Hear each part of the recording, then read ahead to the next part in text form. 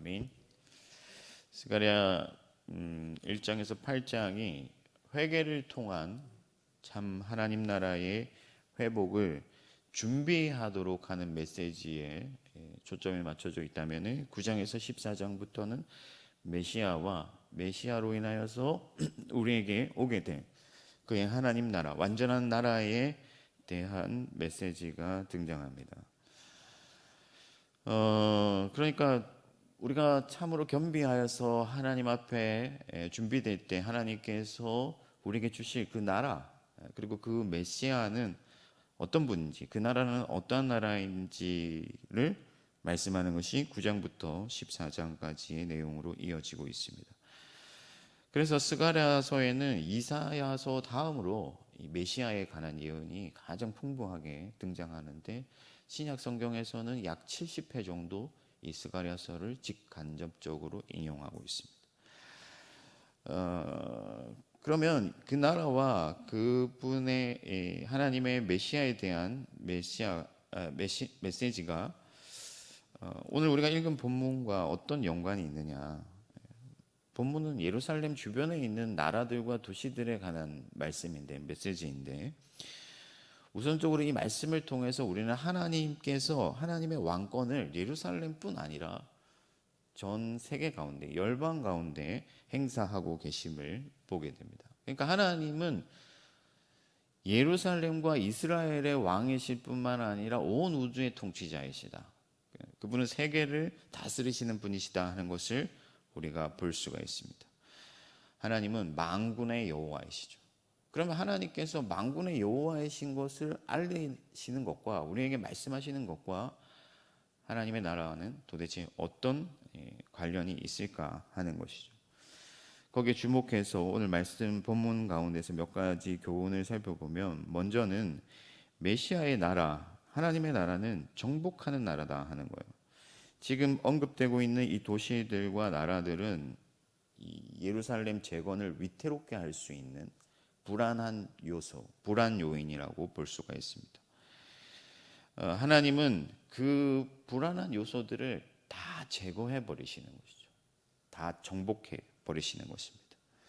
북쪽에서부터 남쪽 블레셋까지 예루살렘을 포위하고 있는 도시들에 대해서 두루 말씀하시는 것은 하나님께서 이 모든 상황을 압도하고 계시다, 완전하게 정복하고 계시다, 다스리고 계시다. 그러니까 하나님이 모든 것에 있어서 우세하시다 하는 것을 보여주고 있습니다. 하나님은 그의 구원을 이루심에 있어서 걸리적거리는 것을 그대로 방치하지 않으시는 분이시다. 그분은 모든 것을 압도하시는 하나님이십니다. 그래서 예루살렘이 두려워하는 게 뭐냐? 오늘 본문 말씀에 읽어보면 두로에 대해서 말씀을 하고 있는데, 두로가 지혜로운 사람들의 도시, 그리고 금과 은을 쓸어 모았고 높은 성벽, 요새를 가지고 있었단 말이에요. 충분히 두려워할 만한 대상이죠. 만약에 그들이 예루살렘에 대해서 딴 마음을 품거나 예루살렘을 공격하려고 한다면은 굉장히 큰 곤란을 겪게 될 거예요. 그러나 하나님께서 이 말씀을 하시는 이유는 가장 고상한 지혜라도, 그리고 얼마나 많은 돈이라도, 어떤 권력도 하나님이 하시는 그 일을 막을 수가 없다 하는 거예요. 하나님께서 모든 것을 압도하고 계시기 때문에. 그래서 우리가 하나님 나라에 들어가는 데 있어서 우리를 막을 자가 없다는 거죠. 여러분들의 구원을 빼앗을 자가 없다. 여러분들이 하나님의 자녀가 되고 하나님의 백성이 되고 하나님의 교회로 이 땅에서 살아가는 데 있어서 여러분들을 이길 자가 없다. 여러분들을 넘어뜨릴 자가 없다 하는 것이죠. 그래서 내가 내 집을 둘러 진을 쳐서 적군을 막겠다라고 8절 말씀에 하나님께서 친히 말씀하고 계십니다. 그럼 하나님께서 이러한 메시지, 내가 모든 것을 압도하고 있다는 말씀을 해주시는 이유가 뭐겠어요? 안심하라 하는 것이죠. 그리스도께서 말씀하셨잖아요. 내가 세상을 이기었노라. 여러분들 이 말씀을 믿으십니까? 예수 그리스도께서 세상을 이기셨고 사망 권세를 깨뜨리셨고 하늘과 땅의 모든 권세를 가지시고 여러분들에게 그 권세를 위임하신 거예요. 이제 여러분들을 막을 자가 없습니다. 하나님의 준비는 소홀함이 없고 부족함이 없고 모든 것을 정복하시고 반드시 하나님은 그의 나라를 오게 하실 거예요. 어떠한 불안한 요소도 남기지 않으시고 제거하실 것이며 마침내 그분의 구원을 스스로 이루실 것입니다. 뿐만 아니라 하나님의 나라가 도래할 때는 어떤 것도 하나님의 자녀들에게 위해를 가할 수가 없고 하나님은 우리를 영원토록 안전하게 하시고 보존하시는 분이심을 믿으시기 바랍니다. 사도행전에 보면요, 바울이 독사에 물려요. 그런데 끄떡없어요. 배가 강풍을 만나서 부서지고 모든 어떤 그 신약 성경에서 바다는 사망을 이렇게 암시하는데 바다가 그를 삼키려고 할지라도 한 사람의 생명도 빼앗기지 않냐고 하나님께서 온전히 보존해 주시죠. 하나님께서는 그가 하시고자 하시는 일을 반드시 이루시며 그 어떤 세력도 그 어떤 권력도 하나님의 손에서 그의 사랑하시는 자들을 빼앗을 수가 없다 하는 거예요.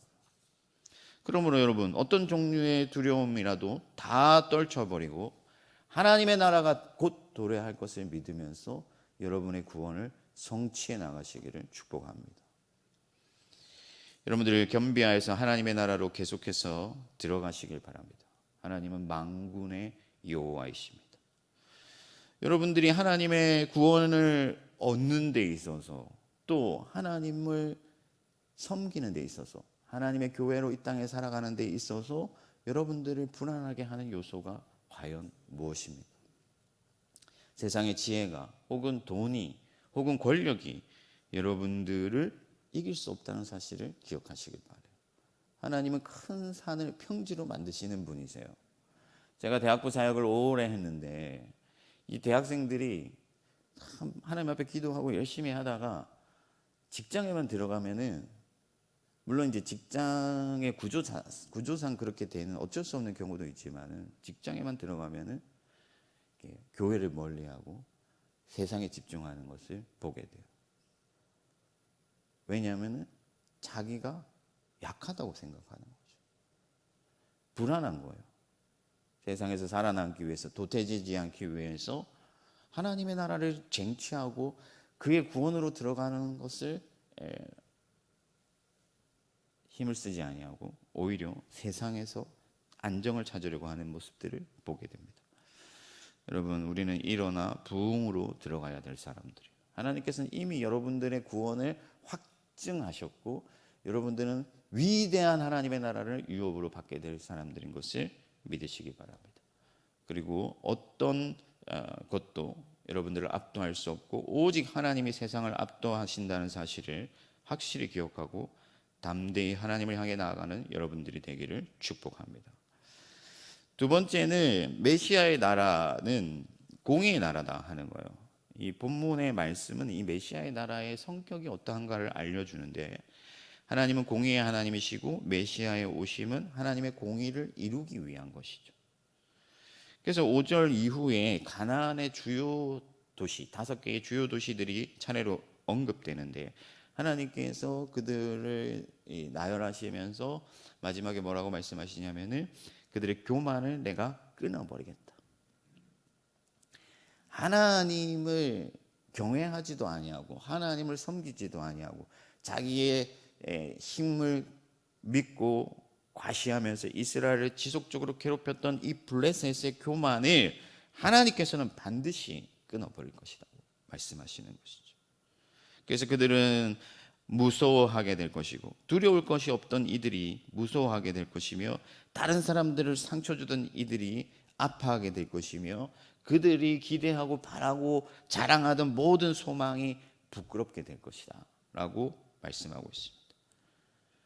그들이 기대하던 철기나 그들의 강한 군대도 바람같이 날아갈 거예요.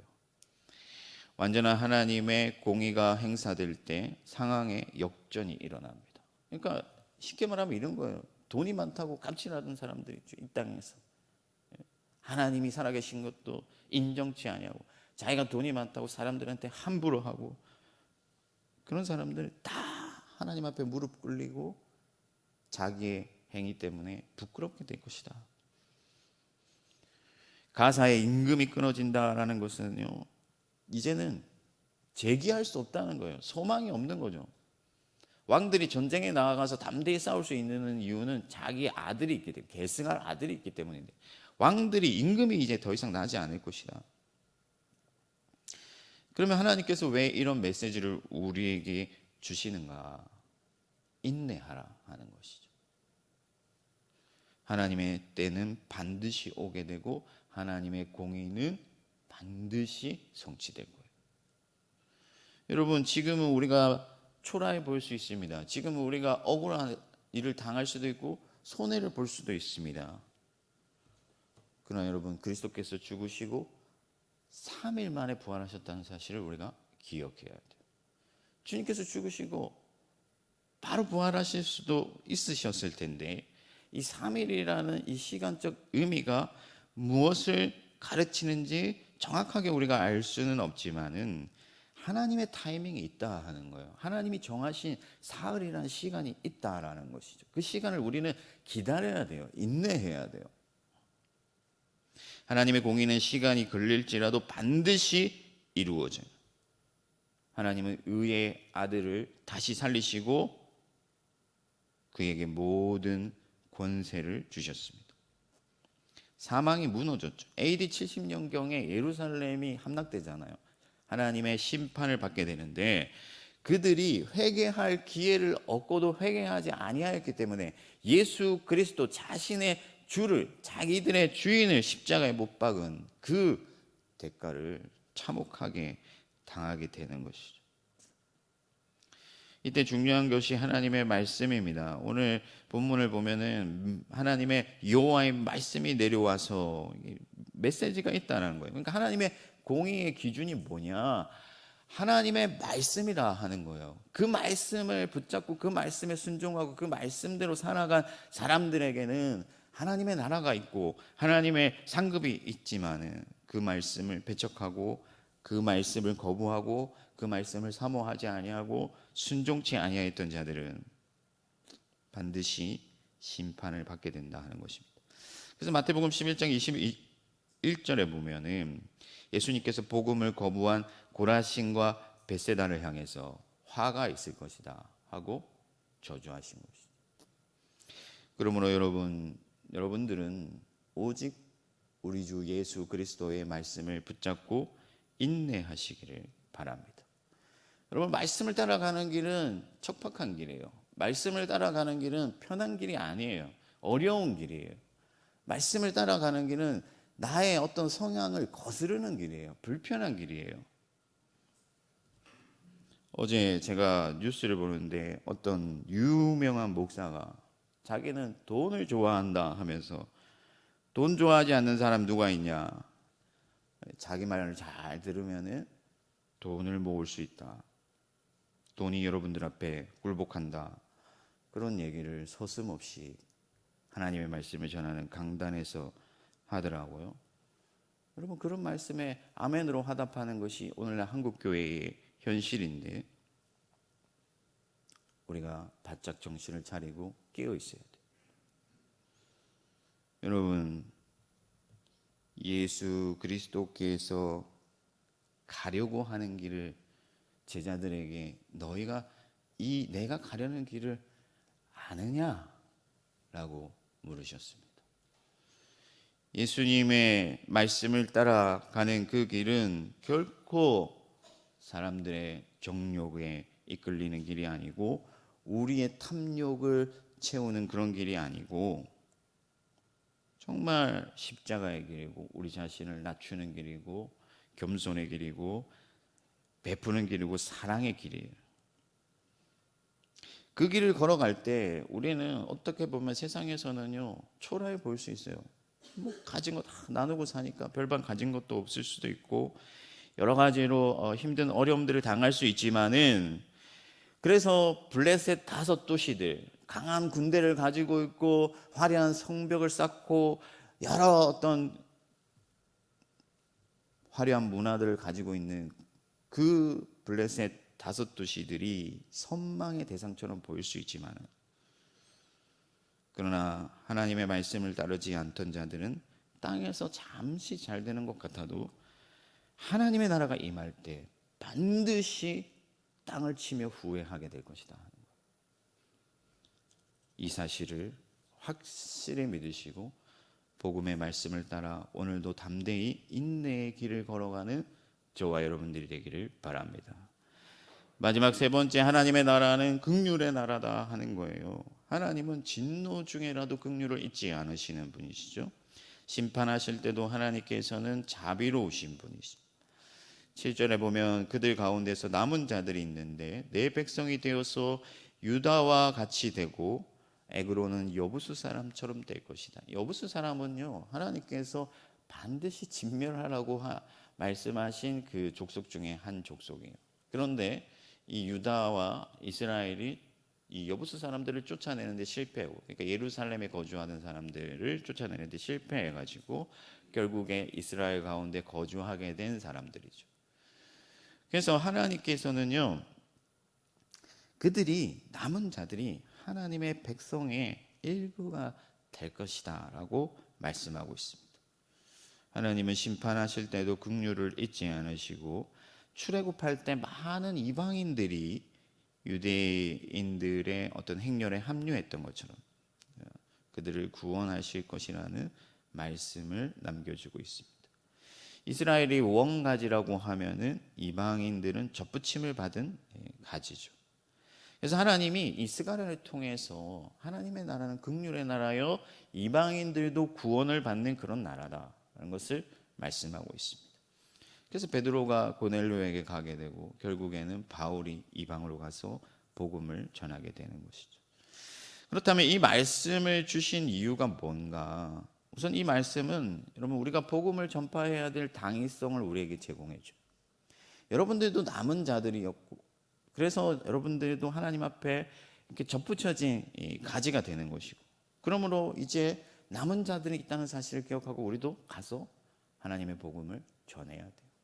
그들에게 하나님의 긍휼을 전파해야 돼요.